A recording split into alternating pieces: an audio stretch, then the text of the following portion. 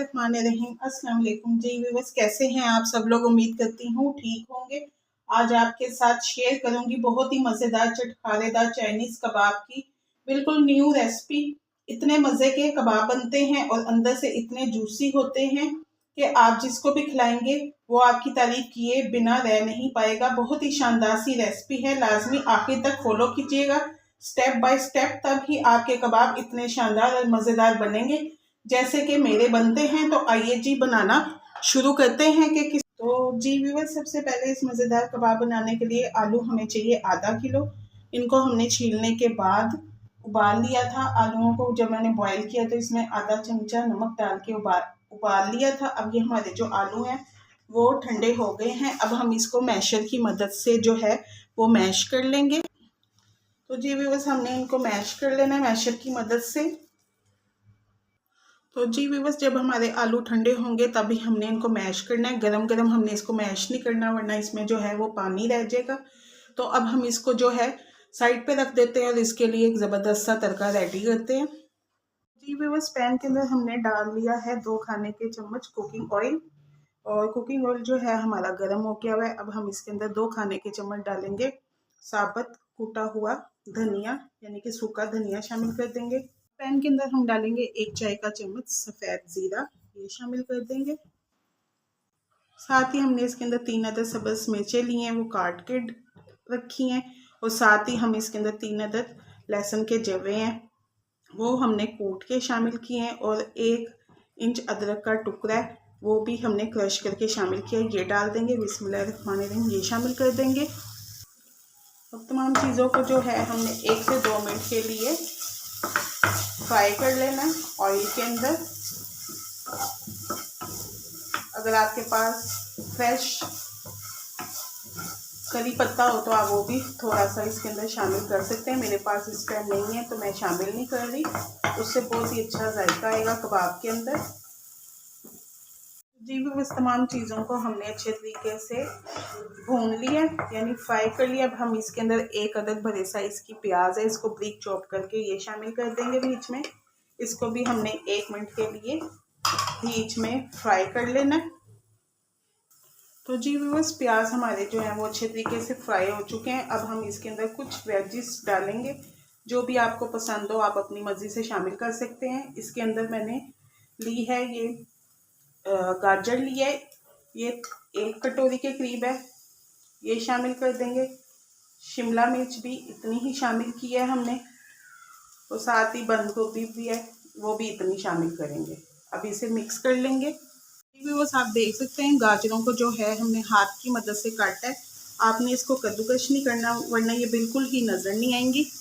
जी viewers, हमने सिर्फ 1 minute के लिए तमाम सब्जियों को फ्राई करना है, ज़्यादा टाइम नहीं देना, वरना जो है इसका कलर तब्दील हो जाएगा। सिर्फ 2 मिनट के लिए ही हमने इसको फ्राई करना है। तो अब ये हो चुकी हैं, हम चूल्हे को बंद कर देंगे और इसे ठंडा होने के लिए छोड़ देंगे। तो जी व्यूअर्स, तमाम वेजिटेबल हमारी जो है वो ठंडी हो गई हैं। तो आप सबसे गुजारिश है कि जिस किसी ने अभी तक मेरे चैनल को सब्सक्राइब नहीं किया तो वो मेरे चैनल को जल्दी से जाके सब्सक्राइब कर दे और लाइक और शेयर भी कर दे अपनी फैमिली और फैमिली मेम्बर के साथ। तो जी व्यूअर्स, अब हम इसके अंदर कुछ मसाले शामिल करेंगे। 1 चाय का चम्मच जो है छोटा, वो इसमें नमक का शामिल करेंगे। और 1 छोटा चम्मच ही कुटी लाल मिर्च, ये शामिल कर देंगे। आधा टीस्पून हल्दी पाउडर, ये शामिल कर देंगे। और इसको चटपटा फ्लेवर देने के लिए ये मेरा होममेड चाट मसाला है, आधा टीस्पून, ये डाल देंगे। अगर आपको मेरी ये चाट मसाले की रेसिपी चाहिए तो आप मेरे चैनल पर जाकर चाट मसाले की रेसिपी को देख सकते हैं। जी व्यूअर्स, अब मैं इसके अंदर उबला हुआ चिकन शामिल करूंगी।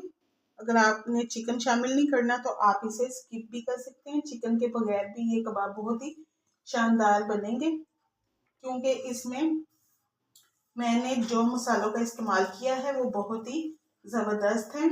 और इसको और ज़्यादा चटखारेदार बनाने के लिए आधा नींबू का जूस भी शामिल कर दूंगी। तो जी व्यूअर्स, अब ये हाथों से चिपके और टूटे नहीं, तो इसके अंदर हम 2 अदद ब्रेड के जो डबल रोटी के पीस हैं वो डाल देंगे। इससे बाइंडिंग जो है वो बहुत अच्छे तरीके से हो जाएगी। जी बस तमाम चीज़ों को मिक्स करने के बाद अब हम इसके अंदर एक मुट्ठी भर के सब्ज़ धनिया शामिल करेंगे।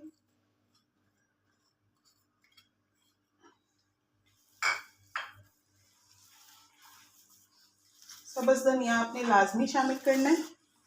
जी बस अब मैं जो है एक कोफ्ते जितना बैटर उठाऊंगी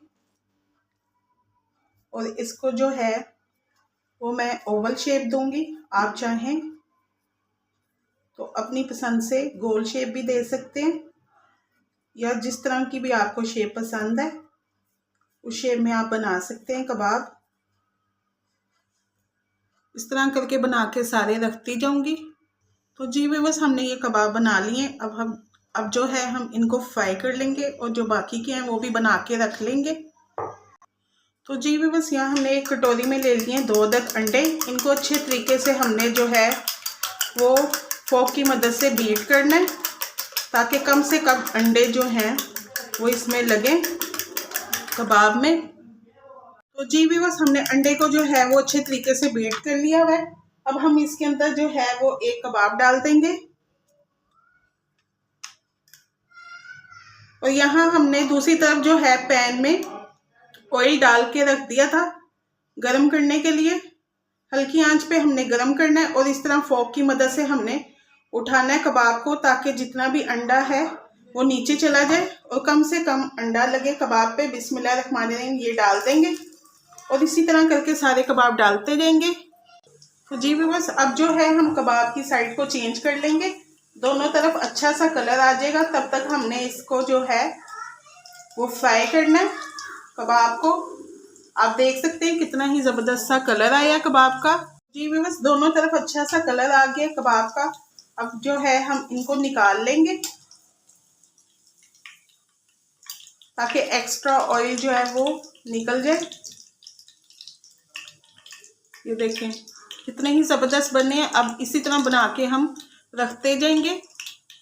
मीडियम टू लो आंच पे आपने कबाब को फ्राई करना है। आपने इस रेसिपी को एक बार ट्राई ज़रूर करना है। मुझे खुशी होती है जब आप लोग मेरी इस रेसिपी को ट्राई करते हैं। तो आप इसका कलर देख सकते हैं कितना ज़बरदस्त आया। आपने इसको हरी चटनी के साथ सर्व करना है कबाब को।